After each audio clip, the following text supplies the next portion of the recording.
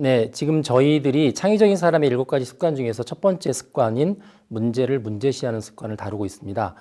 지난 시간에는 이 첫 번째 습관의 세부 실천 항목 3가지를 다루었죠. 첫 번째가 이제 복습하는 차원에서 잠깐 살펴보도록 하겠습니다. 스스로 문제를 발견하라. 이게 첫 번째 실천 항목이었고요. 두 번째가 스스로 제한을 두지 말라. 그리고 세 번째가 문제를 바꾸어 생각하라. 이렇게 이야기를 했습니다. 자, 오늘은 이제 네 번째 세부 실천 항목인데 고정관념에서 벗어나라라는 주제를 가지고 다뤄보도록 하겠습니다. 이 고정관념이라는 이야기는 사람들이 많이 알고 있는 단어입니다. 사전적으로 정의를 하면 이렇게 되어 있습니다. 어떤 사람의 마음속에 잠재하여서 항상 머리에서 떠나지 않고 바깥 세계의 동향이나 어떤 상황의 변화에 의해서도 변화되기 어려운 그런 생각들, 이걸 고정관념이라고 합니다. 뭐 다른 말로는 고착관념이라고도 이야기하고요. 왜 이런 고정관념이 생길까? 되게 사람들이 어떤 사물이나 현상을 볼 때 자기 안에 있는 틀에 박힌 눈으로만 변화시키지 않고 바라보려고 하는 그런 어떤 고집이나 어떤 특성 때문에 고정관념이 생기는 것으로 알려져 있습니다. 자, 이 강의를 같이 듣고 있는 여러분들한테는 고정관념이 얼마나 있을까 한번 제가 테스트를 한번 해보겠습니다. 간단한 이제 퍼즐인데요. 그 별도의 퍼즐 이미지를 아마 제공했을 건데 그걸 여러분들이 미리 출력해서 그거를 이렇게 종이를 오려서 가지고 있으면 훨씬 따라하기가 쉽습니다. 물론 본 강의에서는 이제 이미지를 보여주면서 진행을 하도록 하겠습니다. 이 퍼즐은 사무엘 로이드라는 사람이 만든 겁니다. 사무엘 로이드는 거의 19세기 후반에 활동을 했던 미국의 퍼즐 왕입니다. 미국에서 가장 많은 퍼즐을 만들었고, 여러분들이 보통 신문 같은 데 보면 퍼즐들이 가끔 나오죠. 그 퍼즐들의 시초를 이 사람이 만들었다고 보시면 됩니다. 그래서 약 10,000개 정도의 퍼즐을 제작을 했고, 이 사람이 이제 퍼즐을 만들고 나서 그 당시에 신문에다가 그걸 연재를 했습니다. 그래서 그 신문에 연재를 한 다음에 그 퍼즐을 푸는 사람한테 현상금을 주기도 해서 한때는 이 사람이 실어놓은 신문을 사려고, 신문이 그 당시는 뭐 일주일에 한 번씩, 2주일에 한 번씩 나왔는데 신문을 사려고 계속 줄을 설 정도로 인기가 굉장히 좋았던 퍼즐을 만들었던 퍼즐 왕입니다. 네, 첫 번째 퍼즐에 대해서 먼저 알아보도록 하겠습니다. 이 첫 번째 퍼즐 그림을 보시면 위쪽에 당나귀 한 마리가 있고요. 그리고 아래쪽에 당나귀 한 마리가 더 있습니다. 그리고 가운데 보면은 당나귀의 등을 올라탄 기수 2명의 그림이 이렇게 띠 모양으로 있습니다. 그런데 이제 주목해 볼 점은 이 당나귀 2마리 모두 다 머리를 숙이고 있습니다. 그래서 당나귀가 굉장히 힘들어하고 있다 하는 모습을 이렇게 볼 수가 있을 것 같습니다. 자, 이 그림을 점선을 따라서 이렇게 세 조각으로 이렇게 오린 다음에 약간 띄어서 놓은 이제 그림이 보이시죠? 이 세 개의 사각형을 잘 배치하시면 당나귀가 바뀝니다. 어떻게 바뀌냐면 머리를 숙이고 힘들어하는 모습에서 힘차게 달리는 모습으로 바뀌게 됩니다. 어떻게 배치하면 될까요? 자, 보통 사람들이 이 퍼즐을 놓고 고민을 하게 되면은 가장 처음에 흔히 접근하는 방법이 이제 이런 그림처럼 나옵니다. 당나귀 위에 기수가 올라타 있긴 한데 한 마리에만 집중되어 있는 거죠. 그 한 마리의 당나귀도 사실은 여전히 힘이 없어 보이는 모습이고요. 밑에 있는 당나귀를 보니까 좀 이상하죠. 기수가 당나귀에 타는 모습도 아닙니다. 그래서 이거는 정답이 아닙니다.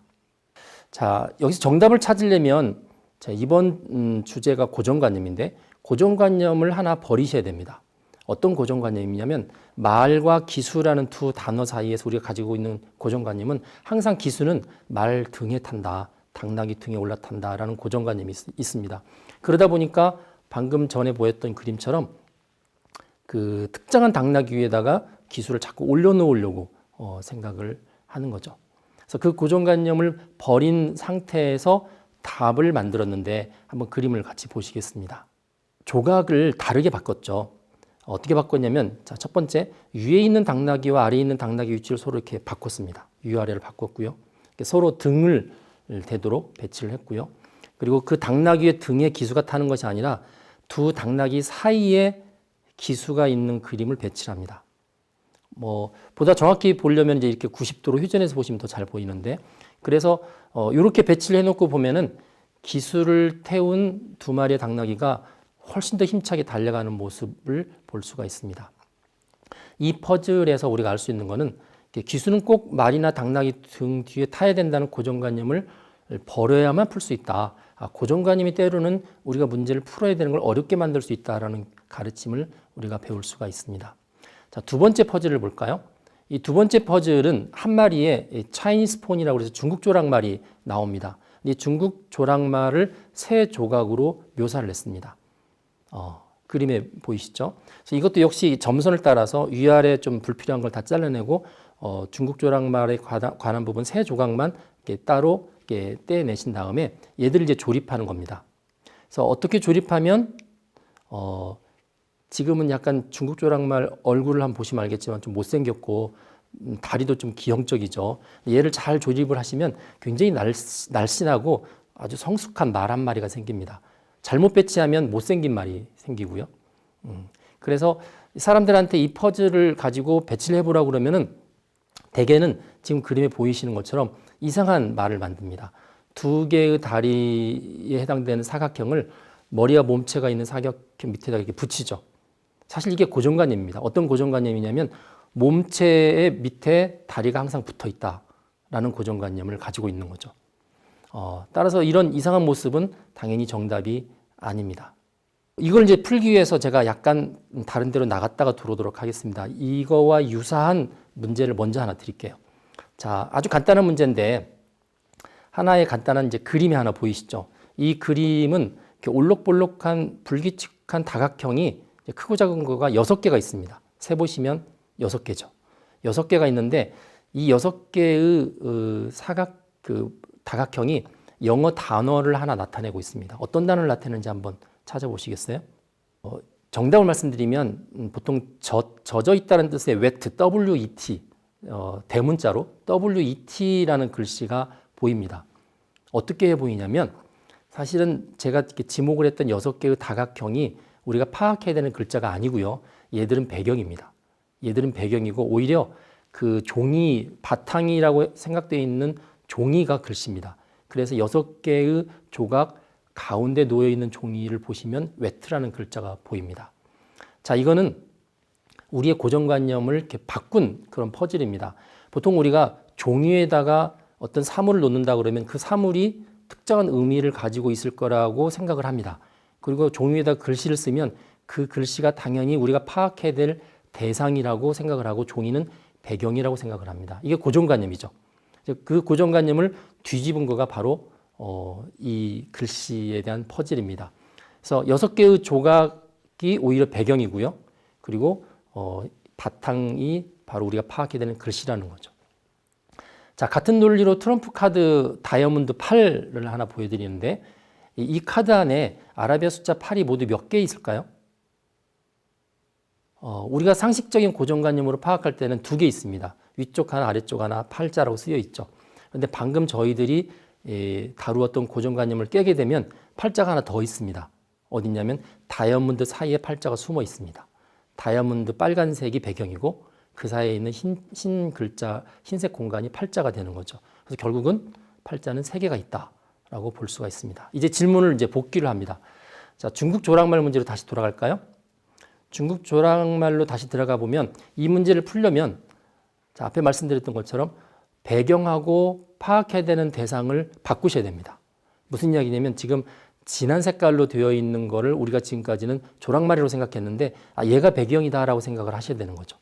그다음에 한 가지 더 고정관념을 또 깨셔야 됩니다. 주로 이렇게 사각형의 퍼즐을 주게 되면 사람들이 뭘 맞출 때 주로 수직과 수평으로만 맞춥니다. 주로 이렇게 90도, 90도, 180도 이렇게 수직과 수평으로만 맞추기 때문에 모양이 나올 수 있는 그 컨비네이션, 조합이 한정적입니다. 그 고정관념을 깨시는 거죠. 사각형을 이렇게 기울이거나 약간 이렇게 모양을 바꾸면서 맞추는 것도 방법입니다. 이 두 가지 고정관념을 벗어나면 이제 해답을 얻을 수가 있습니다. 한번 그림을 보시겠습니다. 자, 이런 그림이 나오죠. 자, 보시면 지금까지 저희가 대상이라고 파악했던 그 까만색은 배경이고요. 그리고 배경이라고 생각했던 부분이 대상입니다. 가운데 보시면 배경 색깔로 해서 배경을 이제 흰색이라고 생각하면 백마죠. 백마 한 마리가 나타나 있죠. 여러분이 볼 때 오른쪽이 머리고요. 밑쪽에 다리 2개가 이렇게 뛰고 있는 모습이 보이십니까? 이게 이제 고정관념을 깼기 때문에 가능한 그런 해결책입니다. 고정관념을 깨서 굉장히 유익한 결과를 얻었거나 성공을 얻은 경우는 상당히 많이 있습니다. 예를 한 몇 가지만 들어보겠습니다. 중국의 인물 중에서 중국 북송시대 때 재상이자 역사가였던 사마광이라는 사람이 있습니다. 이 사마광이라는 사람은 사기, 그 다음에 자치통강 같은 중국의 최고의 역사서로 평가받는 이런 책을 편찬했던 인물입니다.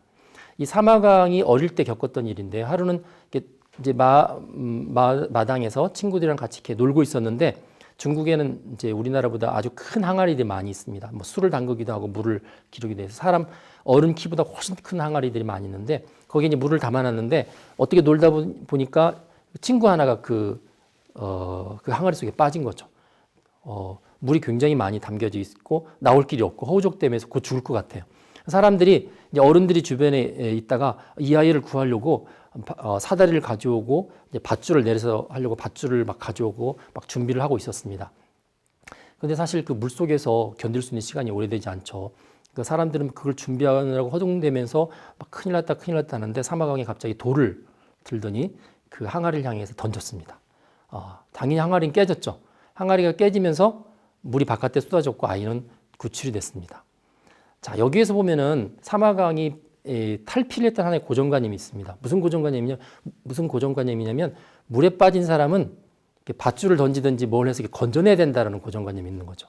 그런데 이 경우는 그 고정관념에 의해서 이 아이를 살리려면 사다리를 놓고 항아리 위로 올라가서 밧줄을 내려서 끌어올려야 되는데 그 사이 아이는 익사하게 되는 거잖아요. 그러니까 그 고정관념을 지금 상황에서는 깰 수가 있는 거죠. 이 문제에서는 아주 독특합니다. 물을 담고 있는 거가 항아리고 깨질 수 있는 물질이기 때문에 사마광이 깬 겁니다. 그래서 고정관념을 탈피하는 바람에 사람 한 사람이 살아났던 케이스죠. 자, 두 번째 사례를 잠깐 볼까요? 프랑스는 와인으로 유명하죠. 보졸레 누보라는 와인이 하나 있습니다. 그거 관련된 겁니다. 우리는 흔히 포도주는 오래될수록 고급이고 오래될수록 맛이 있다고 알려져 있습니다. 프랑스에서도 최고의 와인은 숙성 기간이 오래된 그런 포도주가 당연히 최고의 와인입니다. 이거는 포도주에 관한 일종의 고정관념이죠. 이 보졸레 누보에서 보졸레라는 것은 포도를 재배하는 프랑스의 지방 이름인데 이 보졸레 지방에서 재배했던 포도주는 사실은 품질이 그렇게 좋지 않았던 것 같아요. 수확을 해서 포도주를 만들면 얘를 1년, 2년 묵으면 포도주 맛이 아주 나빠지기 때문에 그냥 그 포도주는 수확하고 나서 불과 한두 달 만에 먹어야 되는 그런 품종이었습니다. 그런데 이게 일반적인 고정관념인 포도주에는 부합하지 않았기 때문에 아주 나쁜 와인을 만드는 그런 마을이었는데 마케팅을 바꿨습니다. 어떻게 바꿨냐면 신선한 와인이라는 개념으로 바꿨습니다. 그해 담아서 그해 먹는 신선한 와인이다 라는 이미지로 포장을 했고 이 마케팅이 성공을 했죠. 그래서 포도주는 오래 묵을수록 비싸고 수익성이 좋다, 더 좋은 포도주라는 고정관념을 깨고 성공했던 거가 바로 지금 방금 말씀드렸던 보졸레 누보라는 프랑스 와인이 됩니다. 자, 세 번째 케이스입니다. 딕 보스베리라는 사람이 있습니다. 이 사람은 1968년 멕시코 올림픽 경기에서 육상 세계 높이뛰기 챔피언, 그 당시에 세계 신기록을 세웠던 사람입니다. 이 친구는 16살 때부터 높이뛰기를 했는데 기록이 좀처럼 연습을 많이 해도 좋아지지 않았는데 한 번은 고정관념을 깼습니다. 어떤 고정관념을 깼냐면 그 당시까지 이 올림픽 경기에서 육상 높이뛰기는 어떻게 했냐면 모든 선수들이 높이뛰기 장대를 향해서 달려온 다음에 정면으로 폴짝 뛰었습니다. 정면으로 폴짝 뛰니까 당연히 사람의 무게중심이 이렇게 배꼽 쪽에 있기 때문에 많이 넘어가지 않죠. 그 당시에 최고 기록이 2m였습니다. 그런데 딕 보스베리는 높이뛰기는 그렇게 해야 된다는 고정관념을 바꿨습니다. 본인이 가로로 달려와서 몸을 비틀면서 머리부터 넘기 시작해서 결국 등 쪽으로 장대를 넘어가는, 여러분들이 올림픽 경기를 보게 되면 요즘 높이뛰기 다 그렇게 하죠. 이 딕 보스베리가 만든 방법입니다. 그래서 무게중심을 오히려 바깥쪽으로 끌어내므로 해서 훨씬 더 높이 뛰었고요. 그래서 2m에서 2m 18cm까지로 파격적으로 기록이 높아졌던 케이스입니다. 고정관념을 바꿈으로 인해서 세계 신기록 또 세계 챔프가 되었던 그런 사례죠. 자, 일상생활에도 우리가 이런 고정관념을 이렇게 깨므로 인해서 재밌게 적용시킬 수 있는 사례가 있습니다. 한번 여러분들한테 질문을 내보겠습니다. 여러분들이 회사에 다니는 회사원이라고 생각을 하겠습니다. 점심시간에 같은 부서에서 직원들끼리 점심 내기를 했어요. 그래서 어떤 내기를 했냐면 A4용지 종이를 한 장씩 다 나눠주고, 자, 이제부터 종이 비행기를 접어서 한 자리에 이렇게 같은 출발선에 선 다음에 종이 비행기를 날립니다. 그래서 가장 멀리 날아간 종이 비행기의 주인은 그날 점심값을 안 내는 걸로 그렇게 이제 게임을 정했습니다. 자, 여기서 여러분들이 점심을 얻어먹으려면 어떻게 되나요? 가장 멀리 나갈 수 있는 모양의 종이 비행기를 접겠죠. 사람들이 종이 비행기에서 가지고 있는 고정관념이 있습니다. 그 고정관념은 언제 형성됐냐면 아주 어릴 적에 종이접기 할 때 이미 형성이 됐어요. 그래서 사람들이 접는 종이 비행기는 지금 그림에 보이시는 것처럼 이런 형태입니다. 그렇죠? 그래서 종이 비행기 게임을 한다고 그러면 다 이렇게 접습니다. 모양은 약간 차이가 있지만 되게 비슷하죠. 그런데 이런 종이 비행기를 한 출발선에 서서 날리면 나르는 모습은 우아하지만 멀리 가지 않고요. 방향성에 문제가 있습니다. 갔다가 다시 돌아오기도 하고. 그러니까 1등 한다는 보장이 없는 거죠. 근데 이제 방법이 있습니다. A4 용지를 야구공만하게 꾸깃꾸깃하게 뭉칩니다. 거기다가 물을 조금 더 섞으면 아주 확실하죠. 물을 부어서 축축한 공처럼 만듭니다. 자, 여러분하고 누가 경기를 했을 때 이길 수 있겠습니까? 여러분들이 원하는 아무 방향이나 집어던져도 가장 멀리 나갈 수가 있습니다. 같은 동료 지구본들이 야유하겠죠. 그게 무슨 종이 비행기야.